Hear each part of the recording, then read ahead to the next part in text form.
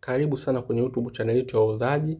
Leo tutajifunza jinsi ya kufuta usajili wa laini ya simu ya mtandao wa simu wa Airtel, Tigo au Yasi kwa sasa, Vodacom, TTCL, Airtel, hata Halotel pia. Sasa mimi huwa naelekeza taratibu ili wewe mwenyewe uweze kuelewa na uweze kuwafundisha na wengine pia. Unakuta mtu saa nyingine amesajili line ya simu mfano, lakini line ya simu aliyosajili kwa kutumia NIDA yake, ile NIDA akaitumia kuwasajilia na watu wengine wengi. Mfano unakuta mtu kawasajilia watu 30, 30 wengi, labda actually watu 4 5 hawafahamu, au kwa bahati mbaya alimpa wakala wa msajili line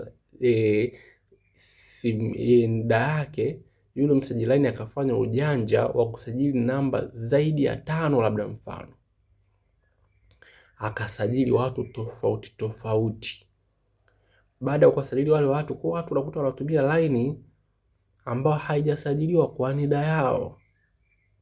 Mtu anatumia line ambayo yeye mwenyewe haifahamu. Sasa wewe kama mmiliki wa NIDA, ni haki yako na ni jukumu lako kufuta usajili wa hao watu, ili mwisho wa siku wanaweza wakafanya uhalifu, mfano wakatapeli watu. Sasa kwenye yule ambaye ametapeliwa kwenye kudai haki zake, moja kwa moja ikabidi aanze kufuatilia hili line lilomtapeli imesajiliwa kwa nani, kwa jina gani. Mwisho wa siku anakuta unatumia NIDA yako, yani ametumia NIDA yako wewe. Sasa na wewe, hebu niambie, utatumia njia gani kuwashawishi kwamba huyu line, huyu mtu simfahamu? Umeona, kumbe ni kitu ambacho kinawezekana kabisa ungekisolve kwa kufuta tu usajili wake mwanzo kabisa, changamoto zijakupata. Watu siku hizi wengi mtandaoni ni matapeli. Matapeli mtandaoni wapo wengi sana sana sana. Mwingine unakuta anasajili line kimya kimya kupitia NIDA ya mtu mwingine, labda au unakuta alinunua kwa hao wanaosajili line mtaani. Mwisho wa siku, yani wale watu wanaenda kuwauzia line, wale wasajili line wanaenda kuwauzia line watu wengine, au watu wanajihusisha na tabia za utapeli. Ndio wale unaona wanasema tuma namba kwenye tuma pesa kwenye namba hii. Mwingine anapigia watu anawaambia sijui jiunge na Freemason. Mwingine anapigia, au wengine wanazusha hata message za uchonganishi kwa serikali. Mtu anatuma message labda za kuzua taharuki, umeona? Kumbe chazo ni kisa anajiamini ile line hajasajili kwa majina yake yeye. Hiyo ni mbaya sana. Wanatumia kuhudi, wengine wanatumia kwa utapeli na uzuaji wa taharuki.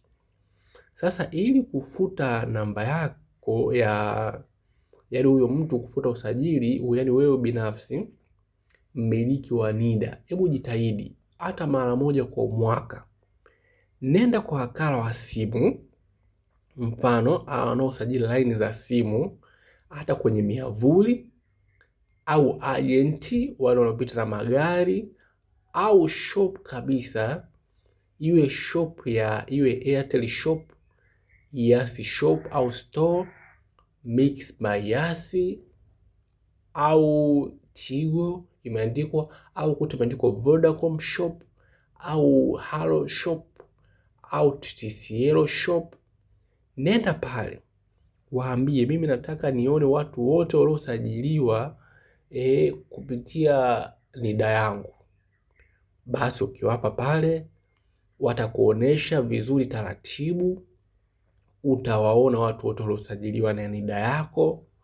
Baada ya hapo utaweza kuwafuta wao. Kwenye kufuta, wao ndo wanaweza jinsi ya kufuta. Watafuta pale ni faster tu, watawatoa wale watu ili wao moja kwa moja waende wakajisajili wao kama wao, wasije kutia matatizoni, maana mwisho wa siku wewe hunufaiki kwa chochote kile. Umeona? Kwa hiyo ndo hivyo, na hiyo ndo njia rahisi kabisa. Usiache kusubscribe, video kama hizi na nyingine nyingi zipo. Usiache kwenda kwa wakala wao wasajili laini, wakala la laini za simu, ili afute namba zote ambazo usifahamu kwenye NIDA yako. Itakuja kukutia matatizoni kwa vitu ambavyo vinaweza kuepukika. Karibu sana.